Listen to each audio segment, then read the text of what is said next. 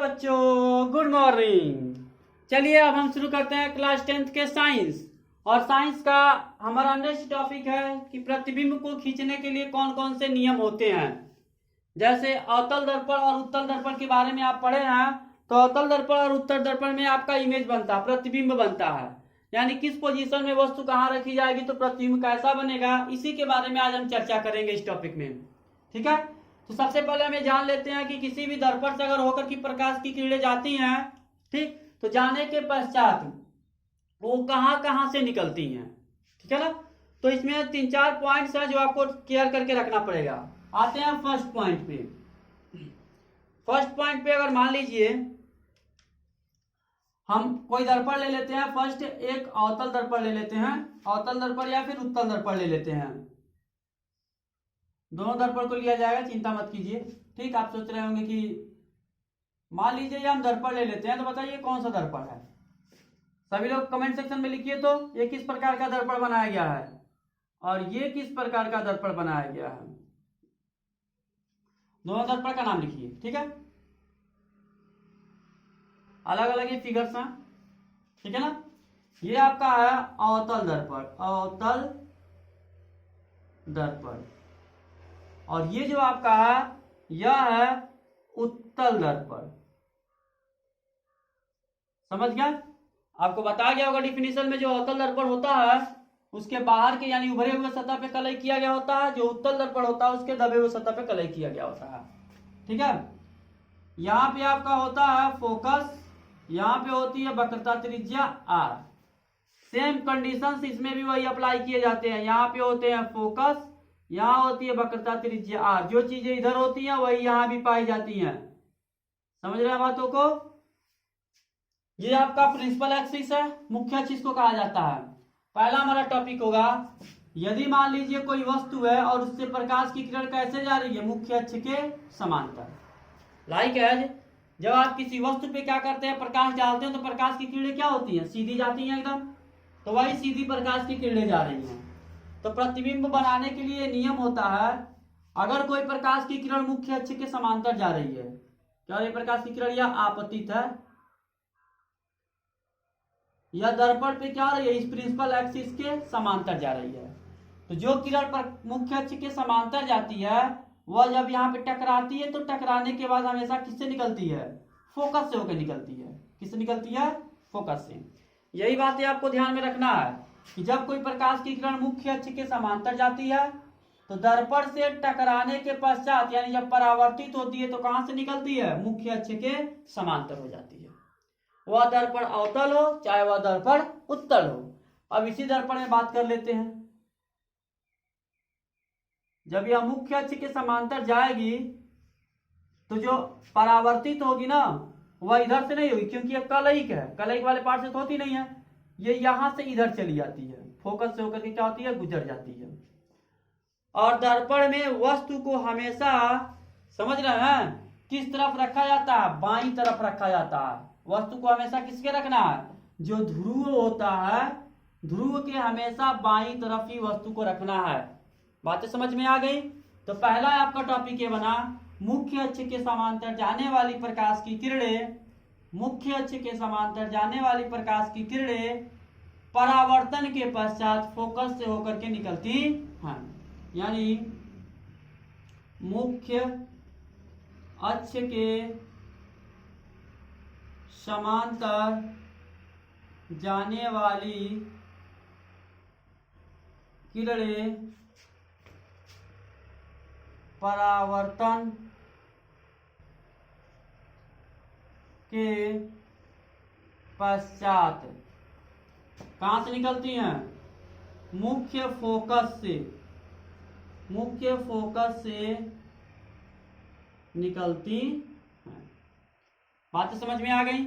ठीक, कोई भी किरण हो, और भी बहुत सारी किरणें आप यहां दर्शा सकते हैं। ये आपतित हो गई, ये यहां से निकलेगी, कितनी हो भी किरणें हो उससे हमारा कोई मतलब नहीं है, लेकिन जब परावर्तित होगी तो आपका कहां से निकलेगी, प्रिंसिपल एक्सिस से ही इसको निकलना है, मुख्य अक्ष से ही ये निकलेंगी किरणें।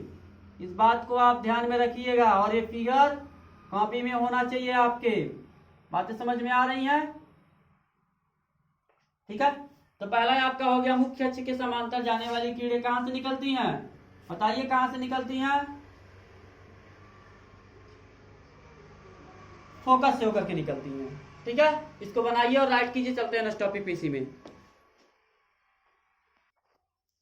चलिए इसमें का दूसरा है, फोकस से गुजरने वाली जो किरणें होती हैं वो हमेशा कहां से निकलती हैं? मुख्य अक्ष के समांतर हो जाती हैं। इसको भी समझ लेते हैं फिगर की सहायता से। ये आपका एक दर्पण हो जाएगा, इसको ही बनाते हैं, क्यों एक बनाएंगे, दोनों बनाते चलते हैं अवतल उत्तल। ठीक है, ये प्रिंसिपल एक्सिस हो गया, ये थोड़ा छोटा कर देते हैं, ये प्रिंसिपल एक्सिस हो गया। यहां कहा जा रहा है ये आपका एफ, यह आपका आर, सब में फोटो बनाना है, बिना फिगर का नहीं होना चाहिए। ठीक है, कहा जा रहा है फोकस से होकर गुजरने वाली किरण, सपोज दैट यहां से कोई लाइट है और यहां से ये रे आ रहा है, प्रकाश की किरण आ रही है, और इसको गुजारना हमको कहां से बाबू? फोकस से। ऐसे लेके गए फोकस से, यहां टकराएगी, जाहिर सी बात है टकरानी है इसको। ऐसे गई फोकस से, यहां के क्या जाएगी? टकरा जाएगी, टकराएगी ना, इंसिडेंट हो गई। उसके बाद टकराने के पश्चात यह क्या हो जाती है? मुख्य अक्ष के पैरेलल हो जाती है, यानी मुख्य अक्ष के समांतर होकर के क्या होती है? किरणें निकल जाती हैं। बातें समझ में आ रही हैं कि नहीं आ रही हैं?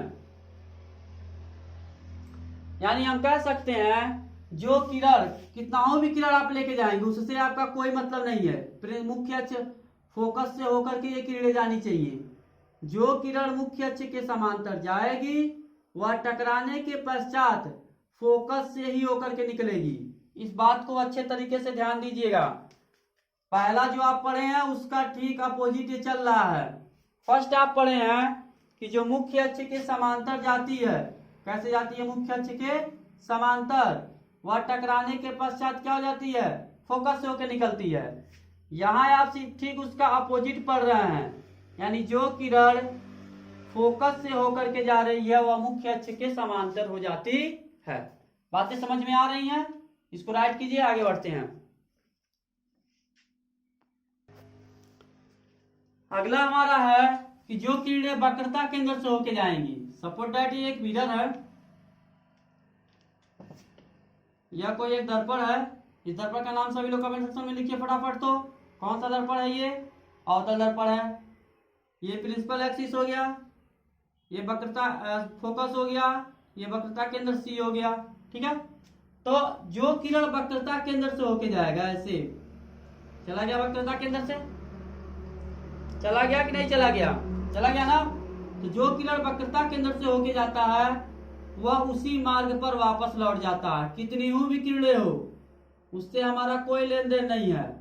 जो वक्रता केंद्र से होकर के जाएगा उसको उसी मार्ग पर वापस करना पड़ेगा। ये कौन सा दर्पण है? कमेंट सेक्शन में लिखिए फटाक से। ठीक है,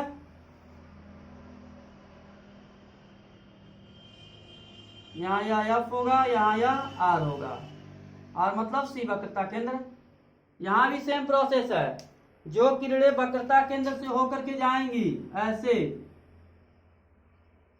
वह क्या होता है? उसी मार्ग पे वापस चला जाता है। लेकिन इसमें वक्रता केंद्र यहाँ होता है, तो इसमें यहां से ऐसे जाती है, डॉटेड लाइन, इमेजिनरी लाइन दिखाई जाती है।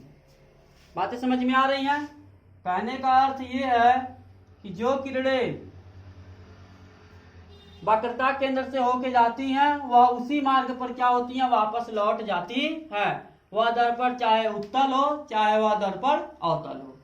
ठीक, अब अगला कंसेप्ट की हम बात करते हैं। 3 कंसेप्ट हो गए। पहला ये था कि जो किरण मुख्य फोकस से होकर, जो किरण मुख्य अक्ष के समांतर जाती है, रुक जाइए इसको इरेज कर दें, इसको राइट कर लिया आप लोग, इसको इरेज करने जा रहे हैं। ठीक ना, और नेक्स्ट क्वेश्चन हम बनाने जा रहे हैं, तीनों एक ही बार बता करके। जैसे हमने पहला कंसेप्ट आपसे ये बताया कि अगर कोई किरण मुख्य फोकस के समांतर जाती है तो यह कहां से निकलती है? फोकस से होकर निकलती है। जो मुख्य अक्ष के समांतर जाती है फोकस से होकर निकल जाती है। ये बताया हमने ना, जो फोकस से होकर जाती है वो मुख्य अक्ष के समांतर हो जाती है। ठीक, जो वक्रता केंद्र से होकर जाता है वह उसी मार्ग पर वापस चला जाता है। यही तीनों रूल आपको लर्न करके दिमाग में कंसेप्ट करके रखना है क्योंकि इसी के द्वारा आपका इमेज बनने वाला है। ठीक, अब आते हैं मेन कंसेप्ट की। जो वस्तुएं होती हैं, वस्तु वह हमेशा ध्रुव के, किसके, ध्रुव के बाईं तरफ रखी जाती हैं। किधर रखी जाती हैं? बाईं तरफ। मतलब वस्तु हमेशा दर्पण के ध्रुव से बाईं तरफ रखी जाती है। ठीक, वस्तु हमेशा आपको इधर रखना है, ये ध्रुव हो गया, इस साइड में रखना है। ठीक है, ऐसे किधर जाएगी या फिर ऐसे आएगी, ये ओ डैश आपकी क्या हो जाएगी, वस्तु हो जाएगी। हमेशा जो वस्तु होगी वो दर्पण से किधर रखी जाएगी, बाईं तरफ रखी जाएगी। बातें समझ में आ रही हैं? अगली बात,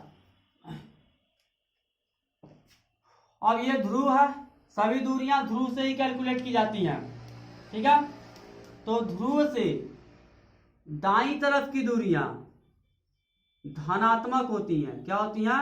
धनात्मक। बाईं तरफ की दूरियां, बाईं तरफ की जो दूरियां होती हैं वो क्या होती हैं? ऋणात्मक होती हैं। समझ रहे हैं बातों को? यानी कि दर्पण के ध्रुव से बाईं तरफ की दूरियां ऋणात्मक ली जाती हैं और दर्पण से दाईं तरफ की दूरियां धनात्मक ली जाती हैं। ठीक है, मुख्य अक्ष के ऊपर, अगर आप प्रिंसिपल एक्सिस के ऊपर जाते हैं तो ये दूरियां धनात्मक होती हैं। क्या होती हैं? धनात्मक। मुख्य अक्ष के आप नीचे आते हैं तो ये दूरियां क्या होती हैं? ऋणात्मक होती हैं। तो दर्पण के बारे में इमेज बनाने से पहले इतने कॉन्सेप्ट्स को आपको अपने ध्यान में रखना पड़ेगा। क्या कॉन्सेप्ट है? यदि किसी दर्पण में मुख्य अक्ष के समांतर कोई किरण जाती है तो वह फोकस से होकर के निकलती है। पहला कंसेप्ट।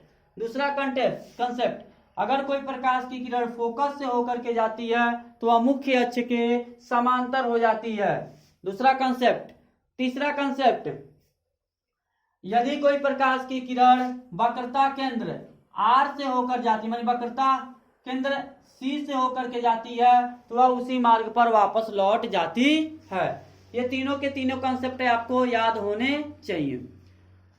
फिर से, जो दर्पण होता है उसमें ध्रुव होता है, ध्रुव की दाहिनी तरफ की जो दूरियां होती हैं वह ध्रुव से दाहिनी तरफ की जो दूरियां होती हैं वह धनात्मक होती है। ध्रुव से बाईं तरफ की जो दूरियां होती हैं वह ऋणात्मक होती हैं। ध्रुव से ऊपर यानी कि मुख्य अक्ष के ऊपर की दूरी धनात्मक होती है और मुख्य अक्ष के नीचे की दूरी क्या होती है? ऋणात्मक होती है।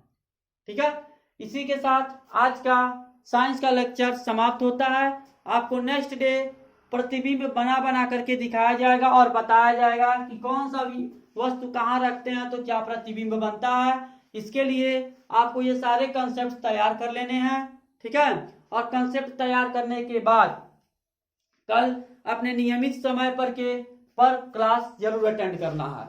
धन्यवाद। आज का लेक्चर यहीं समाप्त होता है।